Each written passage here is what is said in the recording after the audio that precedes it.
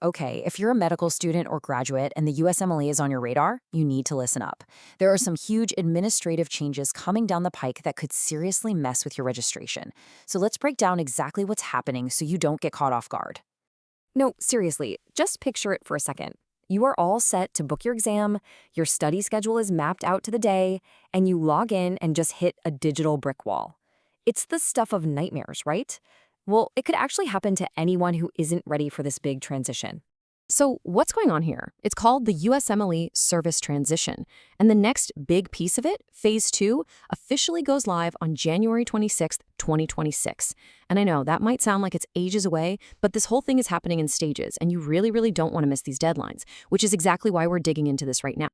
So what exactly is this big shakeup? Okay, before anyone starts to panic, let me be absolutely crystal clear about one thing. This is an administrative overhaul. We're talking about websites and back-end systems, not the content of the exams. So let's get into the nitty-gritty. The official name for all this is the USMLE Service Transition. And what it really means is that the two big organizations that run the exam, the FSMB and the NBME, are basically bringing everything in-house. All the services like registrations, scheduling, your score reports, it's all being consolidated under their own umbrellas to hopefully make things way more streamlined. And make no mistake, this is a massive undertaking. We're talking about a system that supports over 50,000 test takers every single year. So yeah, the long-term goal is to make things run smoother, but a transition of this size, you gotta expect some short-term bumps in the road, and that's what we need to get you ready for. All right, so this whole transition is happening in two main parts. Phase 1 is actually already done and dusted, and it was all about international medical graduates. So if you're an IMG, this is the new system you should already be using. Let's do a quick recap of what just went down for IMGs. Before January 7th, you were going through ECFMG for your Step 1 and 2 CK stuff. Then, from the 8th to the 12th, everything went dark for the switchover. And as of January 12th, that transition is complete, and the FSMB's new portal is now your one-stop shop. Now, what's really important to see on the slide is the breakdown. You see it? Registration, score reports, and support for all the steps, that's all moved from ECFMG's portal over to the FSMB portal. But, and this is key, you still need ECFMG's My Intel Health for your overall certification. So your exam stuff is with FSMB, but your certification is still with ECFMG. Okay, so that covers the IMGs. Now let's dive into Phase 2.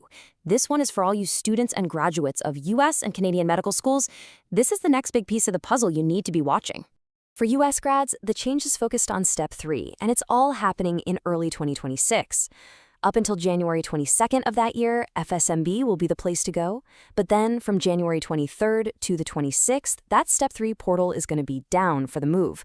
Then, on January 26, 2026, boom, the transition is done and the NBME's platform MyUSMLE Smart becomes the new headquarters for all things Step 3. And this just shows you how much more streamlined things are going to get for US grads. Steps 1 and 2 CK, they were already handled by the NBME, so no change there.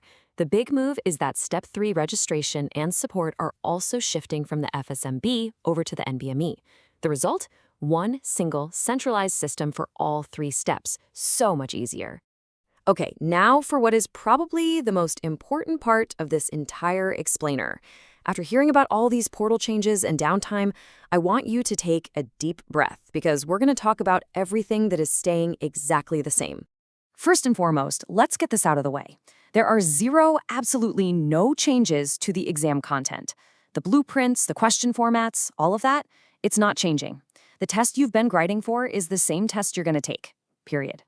Second, the passing standards aren't changing one bit. What it takes to pass Step 1 or to get the score you want on Step 2 or 3, that's all staying the same. Your goalposts have not moved. And finally, your eligibility to even take the exams, the validity of your past scores, your entire exam history, all of that is completely safe and secure. This whole transition has absolutely no impact on your academic record. All right, so now that we've hopefully cleared the air, let's shift gears from just information to action. Here is your game plan for how to navigate this transition like a pro, especially with Phase 2 just around the corner. Let's get straight to it. First, if you have an incomplete application sitting in a portal during one of these transitions, assume it's going to get canceled. You should get a refund, but you have to resubmit in the new system. Second, and this is a big one, For U.S. grads prepping for Step 3 in 2026, you must download your scheduling permit from the FSMB portal before it goes offline. Don't put it off. Third, just go update your browser bookmarks now. And fourth, be smart. Build in a buffer. Assume there could be processing delays of 2 to 4 weeks right after the new systems go live. Okay, here are a few more pro tips to keep you out of trouble. Back up every single document offline. I'm talking permits, confirmation emails, everything. If you need to change your name or get an extension, do it way ahead of time. And please, get your updates from the official source, USMLE.org, not just random forums. And remember, Prometric scheduling is a separate system, so you can still do that even if the registration portals are down. All right, let's do a quick rapid-fire FAQ round. What if my application was incomplete? It got canceled, you'll get a refund, and you have to resubmit in the new portal. Is my ECFMG certification affected? Nope, ECFMG still handles that. Haven't gotten my refund? Give it a few weeks, then contact the right organization.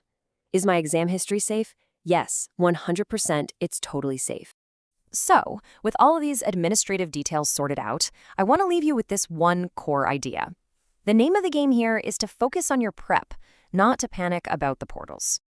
Look, this whole thing is a bureaucratic shift, not an academic one.